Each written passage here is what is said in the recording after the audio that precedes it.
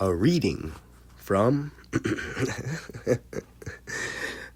a reading from At the Bar. I also think and ponder on watching the good, the bad, and the ugly at least 10 baker's dozen times or so as a real little toddler kid through my early formative years with good old Grandpa Csabai, wisping through the white stucco-walled stairs into the off-white cream carpet with fake notched walls of light wood basement of my real early childhood fantasy reverie, trance-like days of far-away, far-gone Technicolor past. Razzy, deep riffs of spaghetti western electric guitars like Surging Drone, Oh, Sergio Leone, mad Italian cat with a camera crew, and Lee Van Cleef for a dark, handsome villain. There's even more big, tough, gritty-looking men of the fantastical wild west of Hollywood fantasy touting black and blue steel six-shooters, spouting sparks and dark smoke. Clint Eastwood, our hero, chawing on gnawed cigar with saintly squinty tough guy glare and chiseled chin and jaw and propped and worn back perfect hair here. Dirty dishwater blondie. If you've seen these golden scenes, you know it exactly. One of my absolute favorite flicks still today. And old Bodhisattva Saint Dan spouts, we love life and we live life too, with a great shrieking lofty laughter to top it all off. Rage, rage against the dying of the light, out of the blue and into the black. I watched that epic-like movie 10 baker's dozen or so times with my good old Grandpa Csabai, once so full of thriving, vibrant life and then confined to a solemn gray-beige bed for the rest of his grotty days, really months, silent tears suspended in an eternity. I remember he always told me, Frankie, don't get old. Grandpa Csabai must have told me this 100 times through my 20s. One of the times it hit the hardest, like a thumping thunder boom in the chest, is when I saw him at his lowest, worst. With my own green eyes, at least. Grandpa Csabai was drunk as a fucking skunk. This was little golden Marcus boy's graduation from Chardon High School in 2020. We had one of our classic grand sprawling and hurdling parties at the house. My parents are good fucking hosts. They'll end up turning on the grill and cooking up hamburgers and hot dogs at 2 or 3 a.m. and waking up the development neighborhood, or maybe just keeping everybody awake. There's no doubt about it, and there's no point trying to scrawl about it. Hundreds of shots of varying whiskeys were shot. My grandpa did a baker's dozen by himself. Later, into the bluish near dark of early summer evening, the bugs are coming out to play and bite, and all the closer family is still there celebrating on the blue-gray deck. A few cigs and a spliff blistering red hot, and more shots more vast, and everything's all right for now. So it's time for Grandpa Csabai to go home, and he's only 2 streets over, and everybody is asking him if he wants somebody to walk with him home.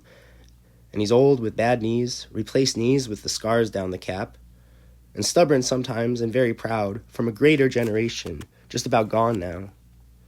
Grandpa Csabai didn't want nobody to walk home with him as he stepped side to side, slow-like, down the driveway. And then good old Uncle Andre with silver fox hair tells me to follow him out and take a walk and have a talk with my dear old grandpa. And it's a good thing I listen to because there's some steep spots with chunkier asphalt on a relatively short walk with constant stops for his busted-up knees, cut into and replaced once upon a time in Northeast Ohio. All those years at the gas company adding up and taking their grueling toll. We take our time because I got nothing better to do ever since I had moved back from vaunted, vicious Los Angeles.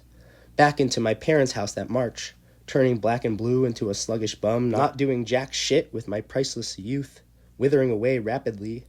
The least I could do was go on this walk with my good old grandpa, the goldest good old boy I ever knew myself. And it's a good sweet thing, too, a blessed thing. Grandpa Csabai tells me quite a few things on this short but warm trip. He'd been without my ever-loving grandma for about 6 years at this time. He tells me not to get old. Don't get old, Frankie, at least 2 or 3 times. And then he says something that rocks and jam jolts and plucks my heartstrings. Life is shit, Frankie. My poor old Grandpa Csabai, he really grew to see the deep empty of the black void, but he saw it as ugly and frightful, the self-affliction of good and bad men alike. Life is shit, Frankie. It rang and echoed in my waxed ears like a haunted melody suspended in sultry summer night. And then it felt like a hard sucker punch knocking the wind out of my gut, but I had guessed that I deserved it. All of a sudden, it felt cold outside. It really made me sad, man. But women, like my dearest mom, know best. My ma always says, you come into this world alone, and you leave alone too. And some people say I'm harsh and mean for what I say to the kids at the local public high school. Sometimes you gotta do stuff you don't want to do. Once you're gone, you can't come back. Do not go gentle into that good night. So I did what Grandpa Csabai told me, and I tried not to get old, and I kept living my selfish, pleasure-seeking, youthful bum lifestyle after he had his deathly serious stroke and was confined in that grotty, gray-beige bed of space-constraint time-eternity. I had put myself through sprawling oscillations reverbing between deep ugliness and despair and serene beauty only made for my blue-starry green eyes. This was when I was buzzing with April's energy in 2024. This is when I met Monica Knox, shrouded in bluish evergray but shining like a bright star from down the street in cold April night, down in sex-crazed Kent, like a howled cowled. Wow. The foreman was chewing and cussing my Grandpa Csabai out, cutting through those ever-gray shrouds.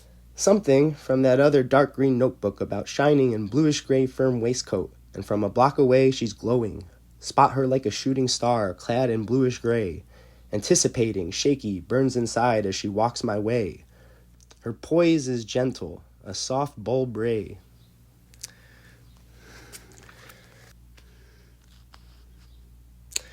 By the turn of July into August, marking the true death rattle of Northeast Ohio summer benders, my Grandpa Csabai finally moved on to the other side of the tapestry. All his pain was over.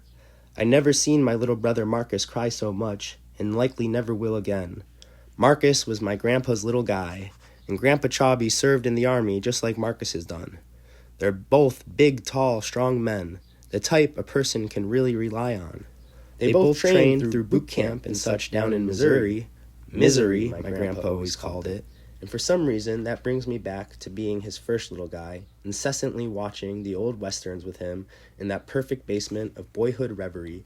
And I think of him singing old-time tunes like, I've been working on the railroad all the livelong day.